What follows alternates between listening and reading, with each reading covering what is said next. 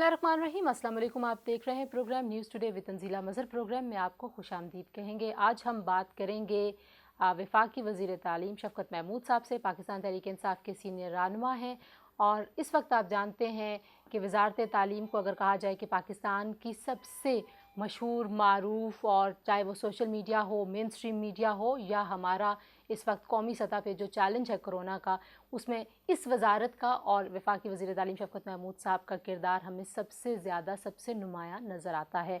इसके अलावा शफ़क़त साहब जो हैं वो जो इंस्टीट्यूशनल रिफॉर्म्स का एक इस्लाहात का एजेंडा पाकिस्तान तहरीक इंसाफ का, उस कमेटी को भी हेड करें। कुछ उस हवाले से भी हम बात करेंगे। शफ़क़त साहब, बहुत शुक्रिया हमसे बात करने के लिए। सबसे पहले तो बहुत सारे लोगों ने लाइटर नोट पे आपसे मीम्स के बारे में पूछा, लेकिन मैं उसका एक संजीदा पहलू देखती हूँ। आपको लगता है कि पाकिस्तान में तालीम देने का तरीक़ाकार कुछ ऐसा है कि बच्चे स्कूल और कॉलेजेस बंद होने पे खुश हो रहे हैं? आपको लगता है कि आप जो चीज़ें कर रहे हैं उसमें तालीम देने के तरीके को भी एड्रेस किया जाएगा, उसको भी तब्दील किया जाएगा? ये बात सही है आपकी। वैसे तो खैर हमेशा बच्चे जो हैं वो छुट्टियों से खुश होते हैं, लेकिन ऐसे स्कूल भी हैं दुनिया में जहाँ पे बच्चे शौक़ से जाते हैं। तो इसका मतलब यही हुआ कि जो हमारा पढ़ाने का तरीका है वो इंगेजिंग नहीं है स्टूडेंट के लिए। जो क्योंकि मैं थोड़ा उस्ताद ख़ुद भी रहा हूँ, मैंने 5-6 साल पढ़ाया भी है, तो मैं महसूस करता हूँ कि जहाँ पे टीचर जो हैं वो स्टूडेंट्स के साथ इंगेज इस तरह करते हैं कि उनको एक्टिविटीज़ में शामिल करते हैं। पढ़ाने का तरीका जो है उसके अंदर एक सिर्फ वन साइडेड लेक्चर नहीं होता, बल्कि बच्चे भी इन्वॉल्व होते हैं। तो वहाँ पे मैंने देखा है कि ज़्यादा होती है, अटेंडेंस भी बेहतर होती है, बच्चे इन्वॉल्व भी ज़्यादा होते हैं, और वो ये भी नहीं चाहते कि वो ख़त्म हो।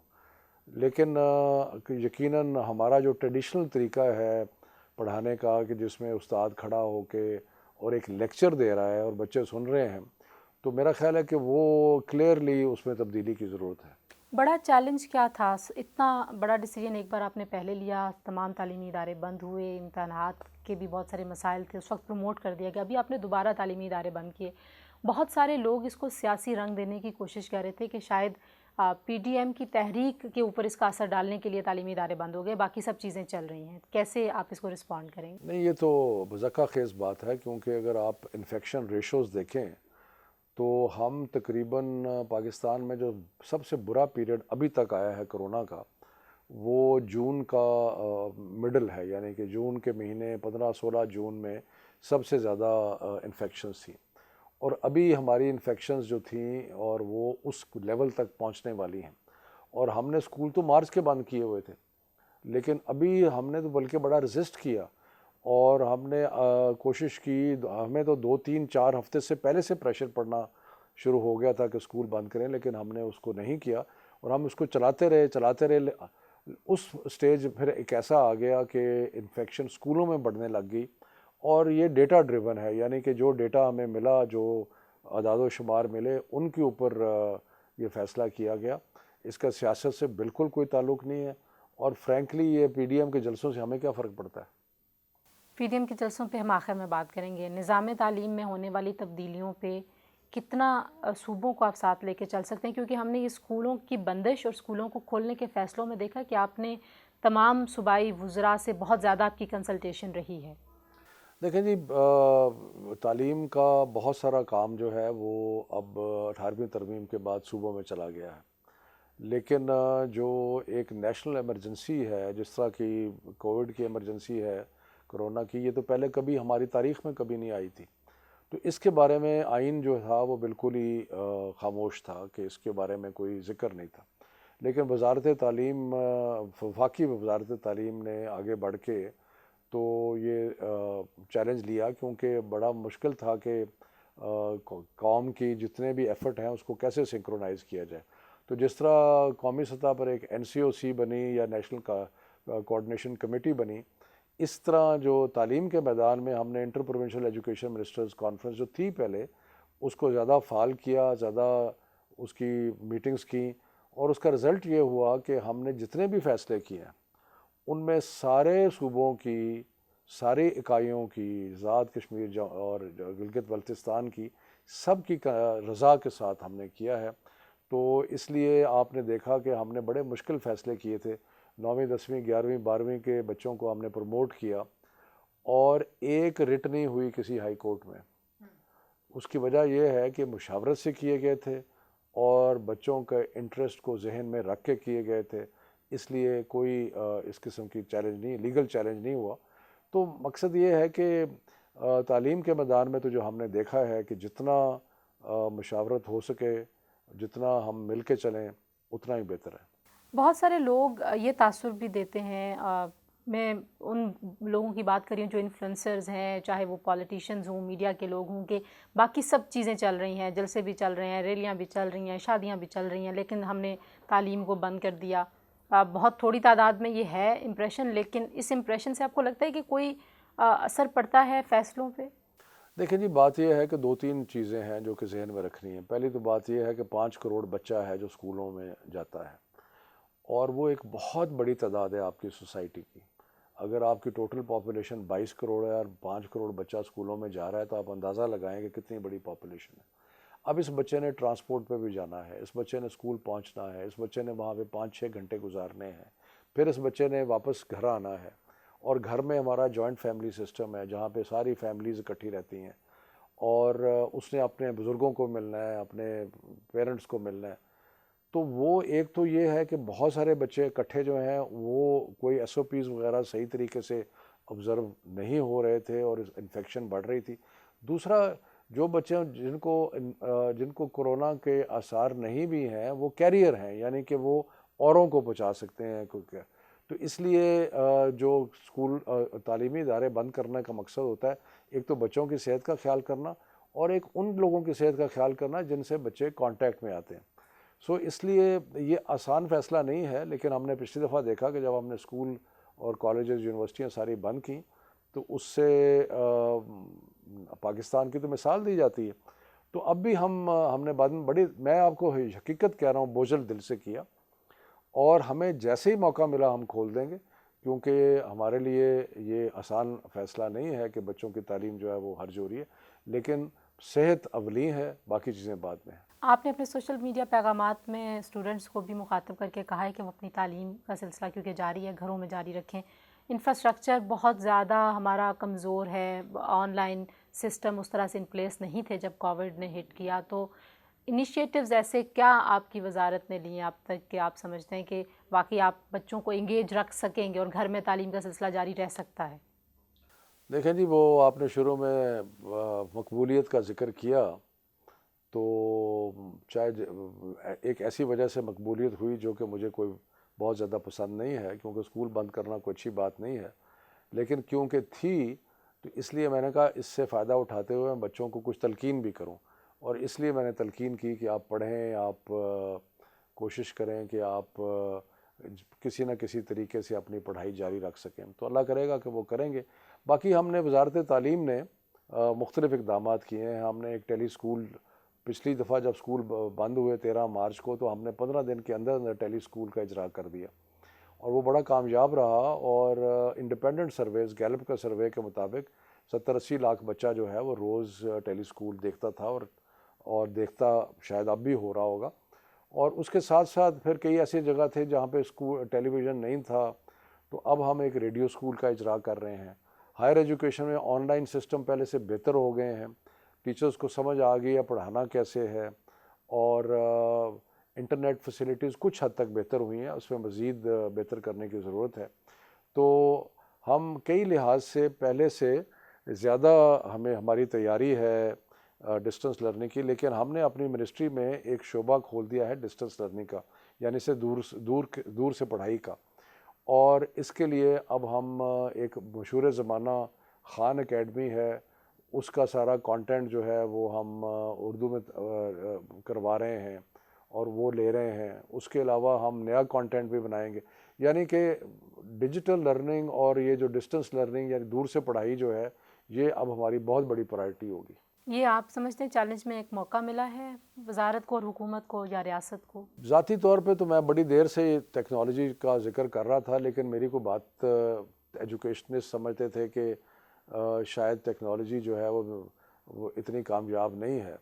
لیکن جب سے کرونا کا مسئلہ دنیا میں آیا ہے، اب دنیا میں ٹیکنالوجی کی باتیں جو ہیں وہ بہت زیادہ ہو رہی ہیں، اور اس لیے دنیا جہان میں یہ ریکگنائز کر لیا گیا ہے کہ دور سے پڑھائی جو ہے یا ڈسٹنس لرننگ جو ہے وہ مستقبل ہے۔ ڈسٹنس لرننگ مستقبل ہے۔ جی شفقت محمود صاحب وفاقی وزیر تعلیم ہمارے ساتھ موجود ہیں، گفتگو کا سلسلہ جوڑیں گے یہیں سے ایک بریک کے بعد واپس آتے ہیں، ہمارے ساتھ رہیے۔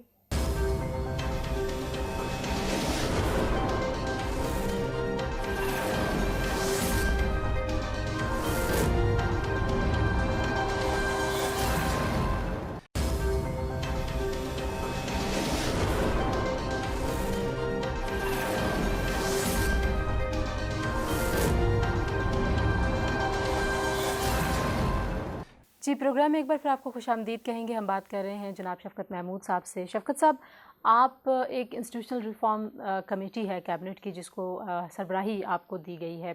تحریک انصاف نے اصلاحات کا ایک بہت بڑا ایجنڈا اس کا اناؤنس آپ نے کیا تھا جب آپ لوگ دھرنا دے رہے تھے اپوزیشن میں۔ ریفارمز کے اوپر بہت سارے لوگ یہ سمجھتے ہیں کہ تحریک انصاف نے بہت زیادہ کام نہیں کیا۔ آپ کو لگتا ہے کہ نظام میں اتنی چھوٹی تبدیلیاں کرنے کی ضرورت ہے کہ 2 سال میں ہو سکتی ہیں، یا بڑے چیلنج کیا ہیں؟ آپ نے کچھ ایویلیویٹ کیا سسٹم، آپ خود اسی سسٹم کا حصہ رہے ہیں ایز بیوروکریٹ، تو ابھی آپ کو کیا لگتا ہے؟ دیکھیں، جو نظام حکومت ہے وہ اتنا انحطاط پذیر ہے کہ مجھے تو حیرانی ہے کہ پرانی گورنمنٹیں جو ہیں وہ انہوں نے کچھ نہیں کیا اس کے بارے میں، اور ہمیں ایک ایسا سٹرکچر ملا ریاست کا جو کہ تقریباً ناکام کرنے کے قابل ہے، کام کرنے کے نہیں ناکام کرنے کے قابل ہے۔ تو اس لیے ہم نے یہ جو انسٹیٹیوشنل ریفارم کمیٹی بنی ہے کیبنٹ کی، یعنی کہ اصلاحات کی کمیٹی، اس میں ہم 4 چیزوں پہ فوکس کر رہے ہیں۔ پہلا یہ کہ حکومت کا جو اس وقت پھیلاؤ ہے یا آرگنائزیشن ہے وہ درست ہے یا نہیں ہے، یعنی کہ جو ہمارا مینڈیٹ ہے، جو ہم کرنا چاہتے ہیں اس کے بارے میں ہم آرگنائزڈ ہیں یا نہیں ہیں۔ دوسرا، مطلب جو ادارے ہیں سیاسی، دیکھیں مثال کے طور پہ اگر آپ تعلیم دینا چاہتے ہیں اور آپ سمجھتے ہیں کہ یہ آپ کا ہائر ایجوکیشن فیڈرل گورنمنٹ کی ذمہ داری ہے، تو کیا آپ کے پاس وہ ادارے موجود ہیں جو ہائر ایجوکیشن دے سکتے ہیں؟ اسی طرح ہر شعبے میں اگر آپ سمجھتے ہیں کہ پٹرول کی رسد اور آنا جانا، یہ وہ ایکسپلوریشن، یہ ہمارا ذمہ داری ہے وفاقی حکومت کی، تو کیا آپ کے پاس ایسے ادارے موجود ہیں جو وہ کام کر سکتے ہیں؟ تو اس کو کہتے ہیں جو آپ کا آرگینوگرام کہہ لیں، یا جس طریقے سے آپ کی حکومت تنظیم سازی ہوئی ہے حکومت کی۔ دوسرا اس کے بعد یہ ہے کہ جو تنظیمیں موجود ہیں، جو کہ حکومت کی اینٹیز ہیں، وہ صحیح طرح آرگنائزڈ ہیں یا نہیں ہیں۔ ایک تو آپ نے اوور آل آرگنائزیشن دیکھنی ہے، پھر دوسرا آپ نے دیکھنا ہے کہ جو سٹرکچر ہے ان تنظیموں کا جو کہ حکومت کی ہیں، کیا وہ صحیح ہیں یا نہیں ہیں۔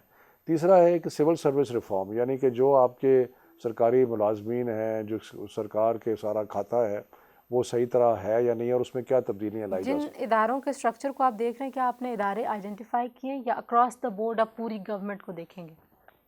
نہیں، ہم نے تو ساری گورنمنٹ کو دیکھنا ہے اور اس کے بعد یہ سارے کام کرنے ہیں۔ اور آخری میں آخری بڑا امپورٹنٹ ہے، آخری یہ ہے کہ جس کو رولز آف بزنس کہتے ہیں، کہ کس طریقے سے حکومت کام کرے گی، اس میں بھی بہت پیچیدگیاں ہیں، بہت پرابلمز ہیں، معاملات طے نہیں ہوتے، جو کام ایک دن میں ہونا چاہیے وہ مہینوں میں ہوتا ہے۔ تو یہ ساری چیزیں ہم کرنے کی کوشش کر رہے ہیں۔ ہم ری اسٹرکچر بھی کر رہے ہیں جہاں ری اسٹرکچرنگ کی ضرورت ہے، جہاں پہ ری آرگنائزیشن کی ضرورت ہے وہ بھی کر رہے ہیں، جہاں سول سروس ریفارم کی ضرورت ہے اس کی طرف بھی پیش قدمی ہو رہی ہے۔ اور آخری یہ کہ ہم جو روزمرہ کا طریقہ کار ہے کام کرنے کا، اس کو بہتر کرنے کی کوشش کر رہے ہیں۔ یہ لمبا کام ہے، محنت طلب کام ہے، کئی سال اس میں لگیں گے، لیکن کوشش جاری ہے اور انشاءاللہ بہتری ہوگی۔ جب ہم اصلاحات کی پاکستان کے نظام میں بات کرتے ہیں تو ہمیشہ یہ کہا جاتا ہے، چاہے وہ سیاسی ادارے ہوں، چاہے افسر شاہی کے ادارے ہوں، لوگوں کی ان کی قبولیت حاصل نہیں ہوتی اس طرح کے فیصلوں کو جو سسٹم کے اندر بیٹھے ہوئے لوگ ہیں۔ تو آپ کی جماعت کے پاس آپ کو لگتا ہے کہ ایسی طاقت ہے، اتنا پوٹینشل ہے کہ لوگ آپ کی بات مانیں اور یہ ہونے دیں چیزیں سموتھ طریقے سے؟ نہیں، دیکھیں سموتھ تو کچھ بھی نہیں ہوتا، لیکن اور ہم عوام کی ووٹوں سے آئے ہیں، اس لیے ہم ایک مینڈیٹ لے کے آئے ہیں۔ لیکن میں آپ کو بتاؤں کہ تبدیلی بڑی مشکل ہوتی ہے۔ اگر آپ چائے کا کپ روز اپنے دائیں ہاتھ کے پاس رکھتے ہیں اور اگر ہم اس چائے کے کپ کو اٹھا کے بائیں ہاتھ کی طرف رکھ دیں تو آپ اس کو قبول نہیں کریں گے. اگر آپ جو پین ہولڈر ہے اس کو رائٹ پہ رکھا ہوا ہے اس کو لیفٹ پہ رکھ دیں تو آپ لوگ اس حد تک اپنی عادات جو ہے نا، عادت پڑ جاتی ہے نا. آپ کو ایک عادت پڑ گئی ہے، میرا یہ دفتر ہے، مجھے عادت ہے کہ یہاں پہ یہ ہوگا، یہاں پہ یہ ہوگا، یہاں پہ یہ. کوئی اور آ کے اس کو درہم برہم کر دے تو جیسے میری ٹیم نے تھوڑا سا کرنے کی کوشش جیسے آپ کی ٹیم نے کیا تو وہ مجھے اب امیجن کریں کہ یہ تو میں چھوٹی سی مثالیں دے رہا ہوں، لیکن پوری تنظیمیں جو ہیں ان کو تبدیل کیا جا رہا ہے، پورا طریقہ کار کام کرنے کا تبدیل. تو اس کی کیا کیا اس میں ایڈریس ہوگا؟ ایکسیپٹنس ہوتے ٹائم لگتا ہے. سہل پسندی ہے ہمارے سسٹم کی، ناکامی ہے، نااہلی ہے، نالائکی ہے، کیا کیا ایڈریس ہوگا؟ کیا مطلب ایفیشنسی بہتر ہو جائے گی نا بنیادی طور پہ مقصد؟ پہلی تو بات یہ ہے کہ ساری دنیا میں تبدیلی جو ہے مشکل ہوتی ہے، صرف پاکستان میں نہیں ہے، کیونکہ جو ہیومن نیچر ہے، ہیومن نیچر تقریباً ایک ہی جیسی ہے، صرف سوشلائزیشن مختلف ہے، لیکن نیچر ہیومن نیچر تو ایک ہی جیسی ہے. لیکن ہمارے کیس میں کیونکہ کیا کہنا چاہیے، نگلیکٹ کو بہت دیر سے پاکستان کی جو نظام حکومت ہے اس کی طرف توجہ نہیں دی گئی، بے توجہی کا شکار رہا ہے، اور اس کی وجہ سے جو تبدیلیاں ہونی چاہیے تھیں وہ نہیں ہوئیں، اور ایک آہستہ آہستہ ریاست کی جو طاقت تھی اس میں کمی آتی گئی. نہ ریاست جو ہے وہ لا اینڈ آرڈر مینٹین کرنا اس کے لیے آسان ہے، نہ ہی اس کو کسی کرمنل کو سزا دینا آسان ہے، نہ ہی کسی کانٹریکٹ کو انفورس کرنا آسان ہے، نہ ہی کوئی سوشل سروسز پہنچانا آسان ہے، نہ صحت پہنچانا آسان ہے، نہ تعلیم پہنچانی آسان ہے. ریاست نے اپنے آپ کو کچھ حد تک مفلوج کر لیا ہے، اور اس کی جو بنیادی مقصد تھا جو کہ یہ ساری سروسز تھی جس میں انصاف بھی ہے، جس میں سیکیورٹی بھی ہے، جس کے اندر تعلیم بھی ہے، صحت بھی ہے، ان ساری چیزوں میں ریاست کی طاقت کمزور ہو گئی. اور اب ہماری کوشش یہ ہے کہ ہم ریاست کو اس قابل بنائیں کہ وہ یہ سارے کام جو کہ ایک کسی بھی ریاست کا ایک بنیادی فرض ہے، کم از کم وہ تو کرنے کے قابل ہوں. عمران خان صاحب بہت زیادہ اس بات کا ذکر کرتے تھے کہ ہمارے نظام کو ہم ایفیشینٹ کرنا چاہتے ہیں. ہم نے ماضی کی حکومتوں میں ای گورننس کا اور جلدی انصاف کی فراہمی کی چیزیں دیکھیں، پھر اسی طریقے سے کرپشن کے خلاف جو ڈرائیو تھی تحریک انصاف کی، اس میں بھی کہا گیا تھا کہ بہت تیزی سے چیزیں آگے بڑھیں گی. تو ہی از آن بورڈ، جو آپ مینڈیٹ لے کے اس کمیٹی کو ہیڈ کر رہے ہیں، وہ کسی ایک خاص چیز کے اوپر کہتے ہیں کہ نہیں یہ ضرور کر دیں شفقت صاحب، یہ بھی ہو جائے؟ یہ تو کمیٹی جو ہے یہ پرائم منسٹر نے بنائی ہے، اور ان کے مینڈیٹ ہے، اور ان کے مینڈیٹ کے بغیر تو ہو نہیں سکتا.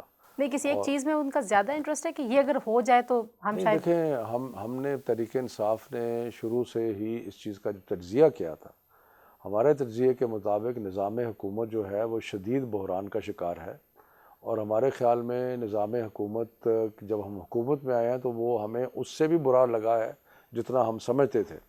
تو اس لیے اس میں تو کوئی دو رائے نہیں ہے کہ جو دو بڑے ٹرانسفارمیشنل کام ہیں وہ ہم کر رہے ہیں. تعلیم مطلب میں کر رہا ہوں، جو ایک تو تعلیم کے شعبے میں تبدیلی اور ایک حکومت کے نظام میں تبدیلی، تو یہ دونوں بڑے امپورٹنٹ کام ہیں، اور پرائم منسٹر کی فل سپورٹ ہے اس سلسلے میں. یہ دونوں کام ایسے ہیں کہ جو نظام میں اصلاحات، ظاہر ہے عام آدمی کو اس کا فائدہ پہنچنے میں بھی وقت لگے گا. عام آدمی کے لیے آپ تعلیم کے نظام میں ایسی کون سی تبدیلیاں لا رہے ہیں کہ جس میں آپ کو لگے کہ بھئی پبلک کی سپورٹ ہوگی اور لوگوں کو لگے گا واقعی تعلیم کے شعبے میں کچھ ہوا ہے؟ لوگوں کو سمجھ نہیں آتی کہ اصلاحات کیسے ہوں گی، آپ آرگینوگرام کو کیسے سیدھا کریں، کیا کریں؟ دیکھیں جی، بہت کچھ کرنے والا ہے، اس لیے یہ ایک بڑا مشکل پہلو ہوتا ہے کہ کہاں سے شروع کیا جائے اور کہاں اس کو روکا جائے. لیکن تعلیم کے شعبے میں اگر آپ دیکھیں تو اسکولوں کی جو تعلیم ہے وہ ساری صوبوں کے پاس ہے، بلکہ تعلیم کا بہت سارا نظام صوبوں کے پاس چلا گیا. تو ہمارا رول جو ہے وہ ہے نئی چیزوں کے بارے میں سوچنا، نئے طریقہ کار کو دیکھنا، کوآرڈینیشن کرنا، یہ کوشش کرنی کہ جو دنیاوی بہترین طریقہ کار ہیں کام کرنے کے، ان کو لا کے ان کو صوبوں تک پہنچانا، انٹرنیشنل فنڈنگ جو ہے اس کو لے کے آنا، ٹیکنالوجی کا استعمال جو ہے اس کے اوپر بہت ساری ریسرچ ہم کر رہے ہیں، نئے طریقے تعلیم دینے کے اس کو جانچنا. تو یہ سارے کام فیڈرل حکومت تعلیم کے شعبے میں کر رہی ہے. آپ دنیا کے بہترین اداروں میں خود پڑھ کے آئے ہیں، اور ہمارے ہاں جو معیار تعلیم ہے ہماری جو پڑھی لکھی نسل ہم دیکھتے ہیں اس کا جو معیار ہے وہ کافی پریشان کن لگتا ہے بہت سارے لوگوں کو. آپ سوچتے ہیں کہ کیا کمی ہے؟ اب آپ ان اداروں کو خود دیکھ رہے ہیں, آپ ہیڈ کر رہے ہیں. نہیں دیکھیں، میں یہ سمجھتا ہوں کہ ہمارا بڑا ان ایون سسٹم ہے. ایک لیول ہے ہمارا تعلیمی اداروں کا جو دنیا کے تعلیمی اداروں سے کسی صورت میں کم نہیں ہے. جب میں باہر پڑھنے گیا تو میں نے محسوس کیا کہ میں کسی بھی لحاظ سے کسی امریکن بچے کے یا کسی اور ملک کے بچے سے میری تعلیمی معیار کو کم نہیں تھا. لیکن میں اللہ تعالیٰ کی مہربانی تھی کہ میں ایسے حالات میں پیدا ہوا، ایسے کہ مجھے اچھے اسکول ملے، اچھے کالج ملے، لیکن سارے پاکستان کے لوگوں کو نہیں ملتے. تو ایک طبقہ جو آپ کا ہے آپ کے معاشرے کا، اس کی تعلیم تو اتنی ہی اچھی ہے جتنی دنیا میں کسی اور کی ہے، لیکن جو باقی ہے اس کو بڑا سٹرگل کرنا پڑتا ہے. اور اس لیے ہماری جو کوشش ہے، یہ جو یکساں تعلیمی نصاب ہم بنا رہے ہیں، یہ اس کی طرف ایک قدم ہے کہ سارے بچے جو ہیں ان کا تعلیمی معیار جو ہے اس میں یکسانیت ہو. اور آپ کا جو سوال تھا اس کے مطابق ایک طبقہ دنیا میں کہیں بھی as good as any in the world, اور باقی بے شمار آپ کے لوگ ہیں جن کے لیے تعلیمی نظام کو بہتر کرنا ہے، نصاب کو بہتر کرنا ہے، ٹیچر ٹریننگ بہتر کرنی ہے، جو سہولیات اسکولوں میں، کالجوں میں، یونیورسٹیز میں موجود ہیں ان کو بہتر کرنا ہے. یہ سارے کام جو ہیں یہ بہت بڑا ایجنڈا ہے، لیکن یہ اگر ہم نے قوم نے آگے چلنا ہے تو یہ کرنا پڑے گا. مدارس کے بچوں کو قومی دھارے کا حصہ بنانا، یہ نعرہ بہت بار پہلے بھی لگایا گیا ہے اور آپ کی حکومت نے بھی یہ نعرہ لگایا ہے. مشکل ہے؟ کب تک ہو جائے گا؟ پروسیس کہاں پہنچا ہے؟ مشکلات کیا ہیں؟ پہلی تو بات ہے کہ میں اس ٹرمینالوجی سے اگری نہیں کرتا کہ وہ قومی دھارے میں نہیں ہے اور باقی قومی دھارے میں ہے. مقصد صرف یہ ہے کہ ان کے ایک مختلف انداز ہے تعلیم دینے کا، اور ان کا جو ان کے سرٹیفکیٹ ملتے ہیں یا ڈگریاں جسے کہتے ہیں وہ ملتی ہیں، وہ مختلف ہیں. لیکن ہم نے ان کے ساتھ مذاکرات کیے ہیں اور ہماری کوشش ہے کہ سارے پاکستان کے بچے جو ہیں ایک ہی نصاب پڑھیں، اور اس نصاب میں مدرسے کے بچے بھی شامل ہیں.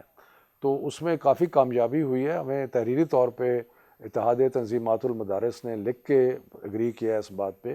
باقی جگہ بھی اس طرح ہی ہوا ہے. تو مجھے امید ہے کہ انشاءاللہ تعالیٰ، دیکھیں کوئی آپ نئی چیز لے کے آتے ہیں وہ فوری طور پہ نہیں ہوتی، لیکن آپ اس کو چھوڑتے نہیں ہیں، آپ پرسیویئر کرتے ہیں، آپ کوشش جاری رکھتے ہیں، اور پھر آہستہ آہستہ آہستہ ایک مقام آ جاتا ہے جہاں پر آپ پہنچنا چاہتے ہیں آپ پہنچ سکتے ہیں. لیکن اگر آپ گیو اپ کر جائیں تو پھر نہیں آپ پہنچ سکتے. آپ کا ڈائلاگ کا پروسیس ہم سوشل میڈیا اور میڈیا پہ فالو کرتے رہتے ہیں. آپ نے مذہبی جماعتوں کے ساتھ بھی آپ کے روابط اور مراسم دونوں بڑے اچھے لگتے ہیں. تو آپ کو لگتا ہے کہ یہ کامیابی ہے کہ بہت سارے فیصلوں میں بہت سارے لوگوں کو آن بورڈ لینا؟ پاکستان جیسے معاشرے میں بہت سارے سور پوائنٹس ہوتے ہیں، لوگ ڈرتے ہیں چیزوں سے. نہیں، میرے تو اتحاد تنظیمات مدارس اور ان کے جو علماء کرام ہیں ان سے بہت ہی اچھے اور برادرانہ تعلقات ہیں. مفتی منیب الرحمان ہو گئے، حنیف جلندری صاحب ہو گئے، اور بھی ایسے اکابرین ہیں جن کے ساتھ بہت اچھے تعلقات ہیں. اور ہم کوشش کرتے ہیں، ہم نے نصاب میں بھی کوشش کی، ہم نے کورونا کے فیصلوں میں بھی کوشش کی، غرض کہ ہر چیز میں ہم کوشش کرتے ہیں کہ سب کو ساتھ لے کے چلیں، کتابیں بنانے میں ان کو ساتھ لے کے چلیں. تو اس لیے مشاورت میں برکت ہے. مشاورت میں برکت ہے. یہ چیز پی ڈی ایم کی تحریک میں کیسے امپلیمنٹ ہوگی؟ بریک کے بعد شفقت صاحب سے اس حوالے سے بات کریں گے. اپنی وزارت کے پروجیکٹس اور کام کے بارے میں انہوں نے تفصیل سے بتایا. بریک کے بعد واپس آتے ہیں، ہمارے ساتھ رہیے.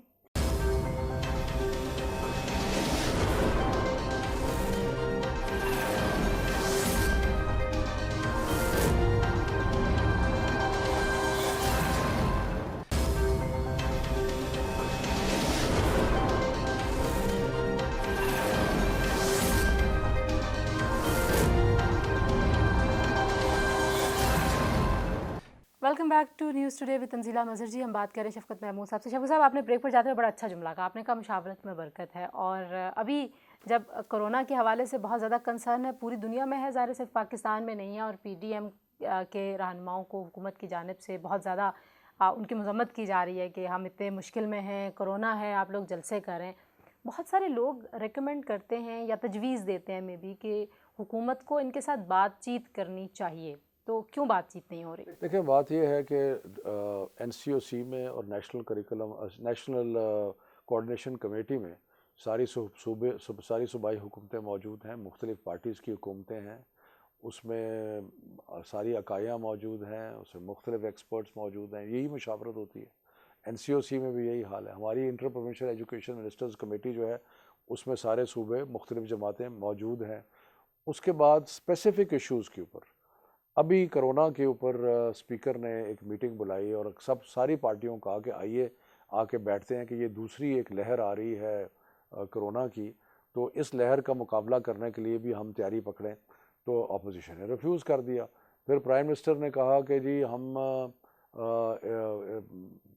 الیکشن ریفارم چاہتے ہیں اور اس سلسلے میں بہت ساری چیزیں کرنے کی ضرورت ہے، خاص طور پہ سینٹ کا الیکشن جس میں اتنے پیسے چلتے ہیں اور اتنا ہارس ٹریڈنگ ہوتی ہے۔ تو ہم نے کہا کہ جی اس کو کسی طرح ٹرانسپیرنٹ بنایا جائے، شفاف بنایا جائے۔ تو پرائم منسٹر نے کہا میں اپوزیشن سے بات کرنے کی تیار ہوں۔ انہوں نے کہا جی ہم بات نہیں کریں گے۔ آج ہی اخباروں میں اتنی بڑی ہیڈ لائن لگی ہوئی ہے کہ پی ڈی ایم کے لیڈر کہہ رہے ہیں کہ ہم بات نہیں کریں گے۔ ہم تو مختلف ایشوز پہ ان کو کہہ رہے ہیں بات کرنے کے لیے۔ اچھا، بات کرنے کا جو انکاری ہے وہ ان کی طرف سے، ہماری طرف سے نہیں ہے۔ ہمارے پروگرامس میں اپوزیشن کے لوگ آتے ہیں اور ان کا ہمیشہ یہ کہنا ہوتا ہے کہ خان صاحب جو ہیں وہ شہباز شریف سے انہوں نے ہاتھ نہیں ملایا۔ اسپیکر صاحب نے ایک میٹنگ اس سے پہلے بلائی تھی کسی ایشو پہ، خان صاحب وہاں آئے نہیں، اپوزیشن ساری آ گئی۔ تو کیا خان صاحب کی میں اگر ذات کی بات کروں، بات یہ ہے کہ جمہوریت جو نظام حکومت ہے وہ اداراتی نظام حکومت ہے۔ پولیٹیکل پارٹیز ادارہ ہوتی ہیں، ہم پولیٹیکل پارٹیز بات کرنے کے لیے تیار ہیں۔ اگر عمران خان صاحب یہ سمجھتے ہیں کہ جن لوگوں نے اس قوم کو لوٹا ہے اور ان کا دل نہیں کرتا ان سے ہاتھ ملانے کو، تو اس کو میں برا نہیں سمجھتا، لیکن ہم اداراتی طور پہ ایک جماعت کی حیثیت سے بالکل بات کرنے کے لیے تیار ہیں۔ اب آپ کو اگر آپ ان کے اوپر چارجز دیکھیں تو کم از کم کوئی 20-25 ارب روپے کا ہیر پھیر نظر آ رہا ہے۔ اب مجھے آپ یہ بتائیں، ہم تو کوئی بہت ہی ایز بحیثیت قوم نہ، ہم کو بہت ہی معاف کرنے والے لوگ ہیں، ہمیں پرواہ نہیں ہوتی کوئی ہمیں لوٹ کے کھا گیا ہے۔ یہ سیاسی کابرین بنے پھرتے ہیں، انہوں نے مل کے کوئی 100-200 ارب تو ہڑپ کر گئے ہیں، بلکہ اس سے بھی زیادہ۔ زرداری نے تو ریکارڈ توڑ دیے ہیں اور ہم ان کو معاف کر دیتے ہیں۔ ہم کہتے ہیں جی ان کو ہم ٹریٹ کرتے ہیں جیسے بڑے کوئی معتبر سیاسی لیڈر ہوں۔ یہ تو چور ڈاکو ہیں، ان کے ساتھ ڈیل کرنا جو ہے وہ اس طرح ہی کرنا چاہیے جس طرح چوروں ڈاکوؤں کے ساتھ ڈیل کیا جاتا ہے۔